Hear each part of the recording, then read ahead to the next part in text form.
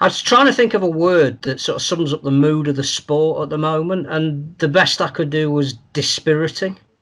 I think everything we've seen this week is just a sad reflection of where the sport is. There's been absolute heroics in keeping it going during this time, and we've said it every time we've done a broadcast that the players have just been a shining light to do what they've done for less money to keep the sport going has been magnificent. But whether we've had that same level of administration in the last week, I'm not sure. I think if you're going to start with Toronto, there are probably two things to divorce from each other. One is Carlo Livolsi's bid, which we've seen a bit of, but clearly we don't have full details of, and I'm not sure anybody does.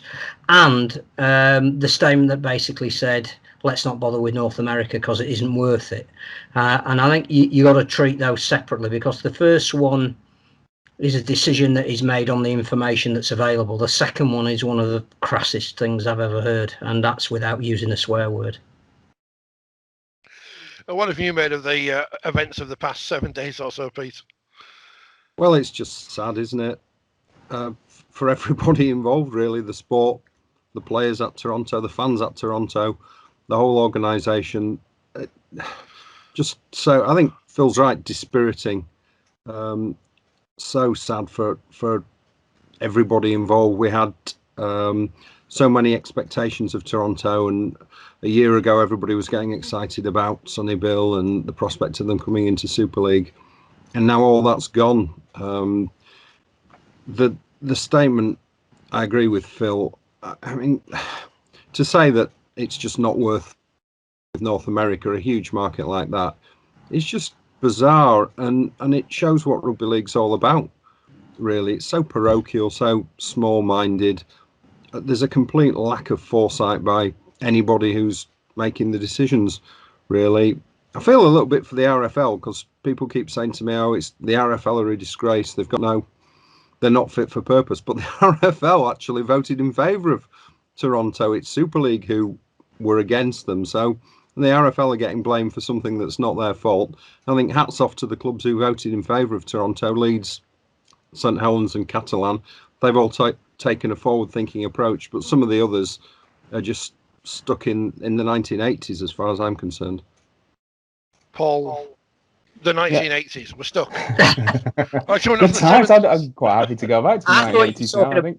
Just thought you were talking about my fashion then. Sorry, 1950s, I'll make it then. Yeah, I wouldn't mind being back in the 1980s, actually. 1950s.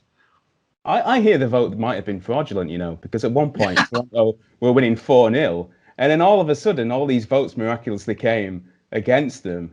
It was very strange.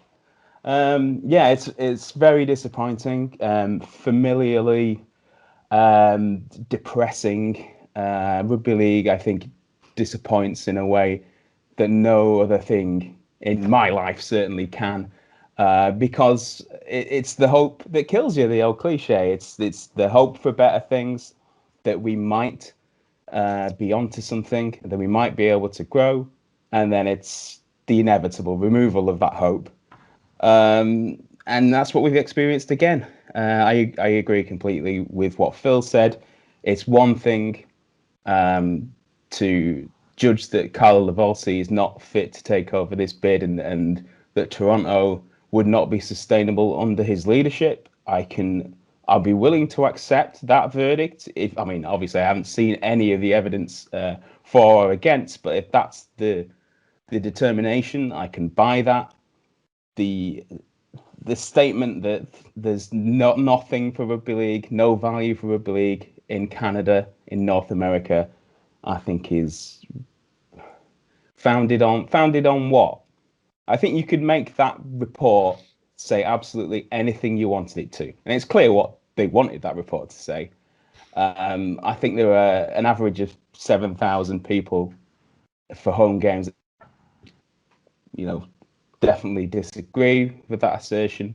That is a figure that is higher than many clubs, a few clubs within Super League, and certainly everybody else outside it. There's some potential there. The question is whether you have the will, the desire to invest in it, and clearly those at the top don't, and that disappoints the likes of us, I think. I think there's something else as well, and you're right to bring up the average of 7,000 fans. I think the one thing that we can say is if you look at any one of the clubs that voted, and I'd here like to raise a banner saying anybody who didn't vote because they abstained, that is the biggest abdication of responsibility at a time like this that I've ever come across, and they should be ashamed of themselves.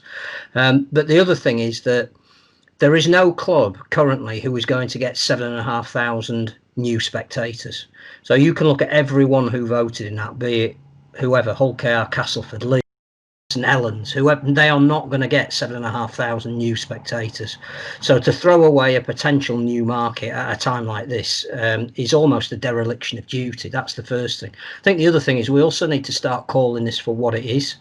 And that's starting to happen a little bit in America. And I know there isn't an obvious parallel here. But the fact is, this is a victim of petty politicking. That from what I can gather, Robert Elston made this about me or the others. He was very anti-Toronto for whatever reason, but went into that meeting to take his position by saying, you either back me or get rid of me. And the majority of people who supported the view of excluding Toronto are the people that brought him in the first place. I don't think we even need to name the clubs. We know who they are. We know who the people were who were behind the so-called coup. And if you look at the split in voting, that's exactly the way it's gone. And there are some people there who I think at one stage were prepared to support Toronto or give them a little bit more leeway, who changed their mind when it came to a vote because they didn't want to be seen to back down on what might be deemed to be a waste of money. And I think that's reprehensible, and that needs to be mentioned more in when the analysis boils down to why we've got to the situation that we're in. That's the saddest aspect for me, that people haven't voted on the basis of even how it might affect their club, because I think we've seen with a club like York that if you have a proactive view on what Toronto can bring when you play them, they're actually a benefit, rather than trotting out this ridiculous line that they don't bring any away supporters with them. But we didn't get to even discussing that. We're going to vote along party lines, and that again, I think that argument is 125 years old, and we've fallen into the same trap again.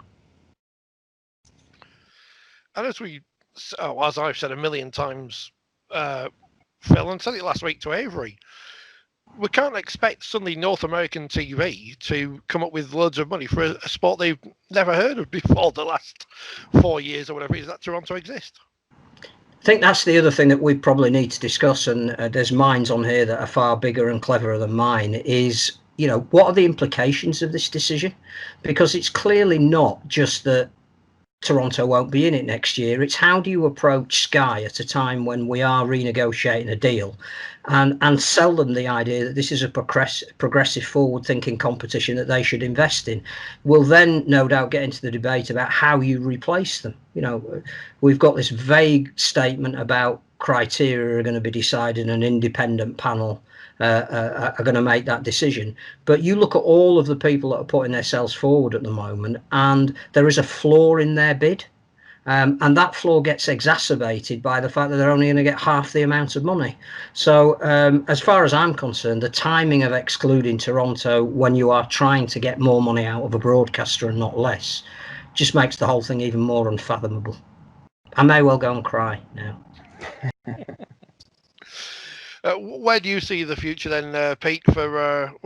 These are big questions for Rugby League going forward. Let's start with 2021. How do we fill that gap in Super League? Who would you? That's a hard question to answer. But what kind of club would you want to see replacing Toronto? Well, that's the big thing. As Phil says, we don't know what the criteria are yet. I think it's going to be fascinating to see how they're going to come up with criteria that the present 11 clubs all meet, for one thing, because whatever they base it on, you would think that some of the existing clubs are not going to meet those criteria. Whether they're going to come up with, decide who they want to bring in, and then find criteria that club already meets, I don't know. But financially, it's a tough time, isn't it? Everybody's struggling. There's a pandemic on. There's still going to be a pandemic on at the start of next season. We're still not going to have crowds back at the start of next season, as far as we all know, unless something miraculous changes. Some clubs, let's face it, don't have the facilities to meet Super League standards. If they were playing now based on standards, they wouldn't get in. Performance-wise, I don't know how you can take performance into account when nobody's played for, it's 7 months now. Do you look at expansion of the sport? Well, we've just turned our backs on that. I mean, you'd say, well, let's look at Toulouse. They'd be good to have another French team in, or let's bring London back. We need a presence in London, but we've said we're not interested in expanding the sport. So I just don't know what the criteria are going to be and how they're going to make this decision. It's just going to lead to more wrangling, more infighting, more arguments, more people saying, "Oh, I've had it with rugby league." I'm surprised that they went with 12. I honestly thought that they'd stick with 11 for next season, and then at least they could have, if they wanted to go up to 12, they could have made it performance related for 2022. But they decided not to do that. But then, as Phil mentioned, the club that come up aren't going to get the same amount of money as everybody else. So they're not going to be able to compete. It's simple mathematics, isn't it? If you spend half as much on players, your squad's going to be half as good. So I honestly can't see the logic of any of it. It's all about who produces the best video, Paul, obviously. It's just all going to be one on social media. Pyongyang for Super League, absolutely. I think it's an easy decision for me. I think it's Toulouse. I think that's the only option here that allows Super League to excuse itself from the image of it shrinking, of it contracting because it's got rid of Toronto, of it looking like a backward sport or a sport that's moving backwards. I think the only way that they project a different image to that is to get Toulouse in, to say that actually we are in favour of expansion. It's just that we didn't think Canada was right. Toulouse is completely different. They are a club that's been going for 80 years. They have a fan base. They have a rugby league as a traditional heartland in the south of France. It is different to Toronto.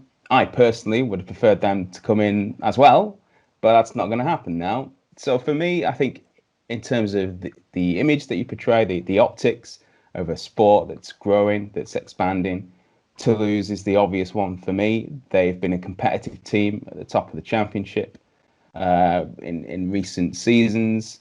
They have facilities. They have a support base. They have a big population around them in the way that some of these small town teams in the UK don't. There's room for growth there. I think Robert Elston actually is a fan of Toulouse as well. I think he has a positive opinion of it from what I've spoken to him about that or heard from him about that in the past. That's been limited, but my impression is that he thinks that that's an area of growth, as opposed to London, which also gives the same message. But unfortunately, we've been there many times before. There seems to be a limit to what we can do there, regardless of how much money David Hughes throws at it, and God bless him for trying. But I think there's a limit to what London can be. For Toulouse, I think the potential upside for us is massive and strategic. We talk about strategic expansion. We've got a club in the south of France. It makes sense to have another one. Catalans have been successful on the field. They've got a support base. They can only be strengthened by a second French team. For me, it's obvious. I think we've strayed into two areas here, though, that haven't yet been fully explained. One is this is effectively a return to licensing. So whatever we're talking about with it being criteria, it's not on the field based. And obviously that's something that the sport wanted to move away from, that they felt that it wasn't something that they could police and administer. So if we are going back to licensing, you can't just do it for one club for 1 year. I think that's the first thing. The second thing is it has to go hand in hand with what your opinion is on promotion relegation. Because again, there's absolutely no point bringing a club in, giving them half the amount of money, but there being an exit route immediately. Because, you know, we all loved watching London last year. But before a ball was kicked, we all said, London are spending half the amount of anybody else. London are favourites for relegation. What's the point of bringing in a team that can't be competitive? And what happened? You know, for all the fact that we absolutely loved watching London, they got relegated. And all of their best players were picked off by all the other clubs.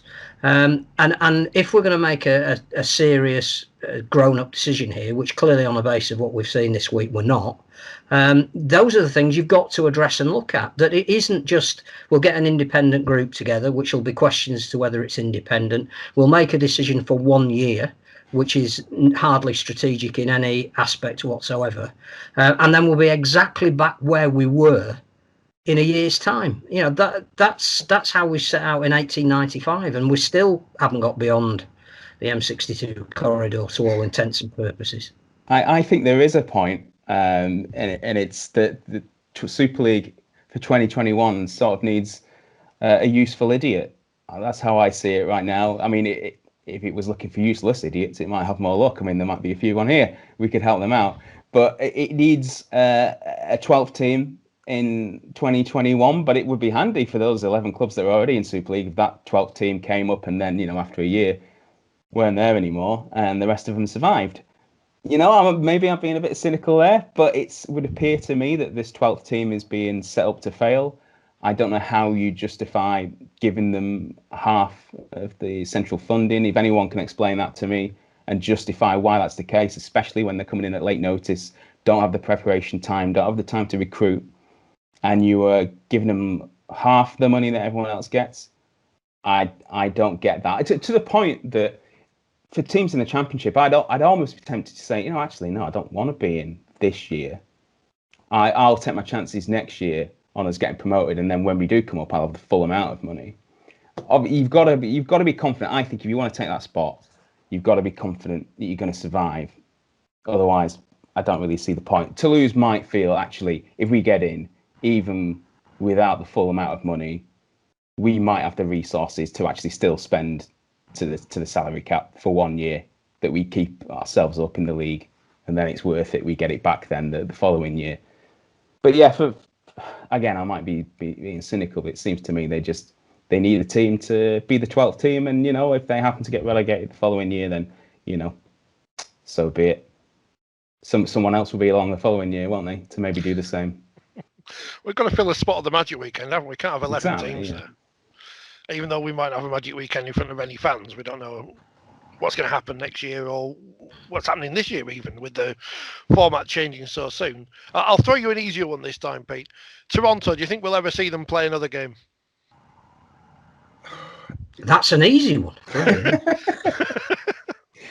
You'd like to think so, wouldn't you? But the noise is coming out of Canada at the moment, and I've not seen any specific evidence either way. But the noise is coming out of Canada certainly suggests it's not going to happen, which would be a huge shame. I mean, we've also got Ottawa now, haven't we? Who were due to come into League One next year, 2021, and this week have deferred for a year.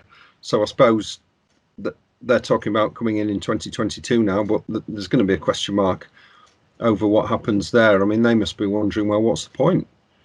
You know, we get to Super League, they don't want us. They don't want a Canadian club in Super League. They don't think we add anything to the competition. So if you're about to pour a lot of money into that particular pot, you might think twice about it. I would hope that Toronto could survive in some shape or form for the fans as much as anybody else. And, you know, perhaps I've not actually been to a game at Toronto, so I'm only going on what people have said and what I've seen on television. But I think, from what I understand, they've created an event culture there where people go for the event rather than specifically to watch Toronto play Castleford or Coventry Bears or whatever. So maybe if they continue and they can still put on a show off the field as well as on it, perhaps the fans will stick with them if they continue. But I think it's unlikely. I mean, where is the money to keep them going to come from? And it's been made clear that the ultimate ambition of Super League's not open to them at this stage. So I suspect we won't see them again now.